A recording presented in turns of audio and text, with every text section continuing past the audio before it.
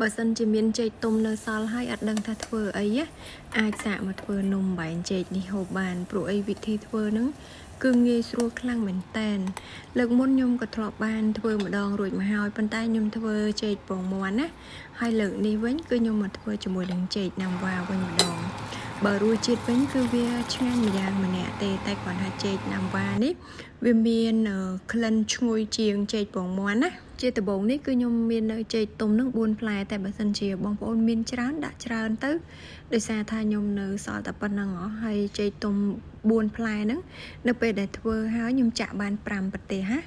ហើយយើងបកសបកឲ្យស្អាតបន្ទាប់មកយកវាមកច្បាច់ឲ្យរាងបែកអញ្ចឹងទៅឲ្យរាងម៉ត់តិចទៀតណាបន្ទាប់មកគឺខ្ញុំដាក់ស្ករនឹង1ស្លាបព្រាបាយហើយអំបិលបន្តិចបន្ទាប់មកខ្ញុំច្របាច់ស្ករអំបិលហើយនឹងចេកហ្នឹងឲ្យវាលាយសព្វចូលគ្នាសិនទៅខ្ញុំបន្ថែមម្សៅអង្ករខ្សាយ3ស្លាបព្រាបាយជាមួយនឹងម្សៅឆា1ស្លាបព្រាបាយកន្លះចំពោះសាច់នំដែលខ្ញុំប្រើម្សៅប៉ុណ្ណឹងវាអត់ស្វិតខ្លាំងហើយក៏អត់ផុយដែរបើសិនជាបងប្អូនចូលចិត្តសាច់នំរាងស្វិតអីអាចដាក់ម្សៅឆាហ្នឹងឲ្យច្រើនជាងម្សៅអង្ករខ្សាយវិញទៅវានឹងបានសាច់នំស្វិតហើយបន្ទាប់មកច្របាច់ម្សៅជាមួយនឹងចេកនឹងឲ្យសព្វចូលគ្នាទើបខ្ញុំចាក់សាច់ដូងខ្ចីនឹងចូលហើយនឹងទឹកខ្ទិះដូងដើមខ្ញុំប្រើទឹកខ្ទិះដូងដើមនឹងចំនួន100 ml បន្ទាប់មកយើងកូរច្បល់ចូលគ្នាឲ្យសព្វអញ្ចឹងទៅ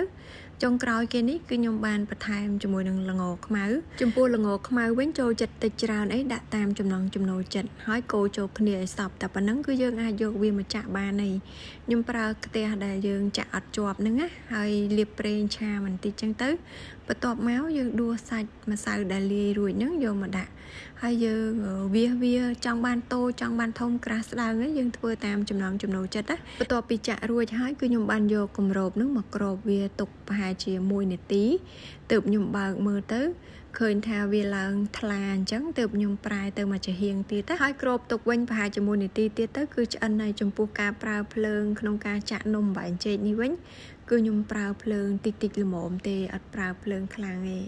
ហើយយើងក៏បន្តចាក់របៀបនឹងរហូតតតែអស់ម្សៅទៅគឺបានហើយ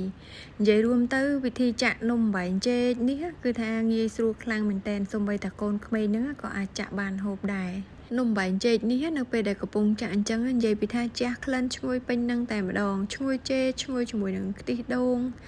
ហើយសាច់នំវារបៀបថាទុនល្មួតបើកូនស្រីខ្ញុំវិញគឺចូលចិត្តញ៉ាំថ្ងៃហ្នឹងហើយព្រោះស្អែកហ្នឹងធ្វើនំនឹងញ៉ាំទៀត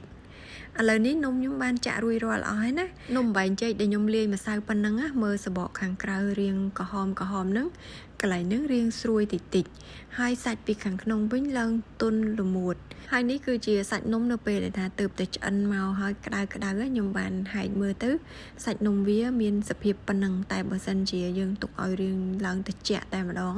សាច់នំវារាងស្វិតជាងនឹងបន្តិចទៀតនៅពេលដែលខាំមួយម៉ាត់ទៅប៉ះសាច់ដូងខ្ចីនឹងរាងច្រប់ឆ្ងាញ់ណាអញ្ចឹងហើយបើសិនជាមានចេកទុំនៅសល់ហើយអត់ដឹងធ្វើអីអាចសាកមកធ្វើនំបែងចេកនេះ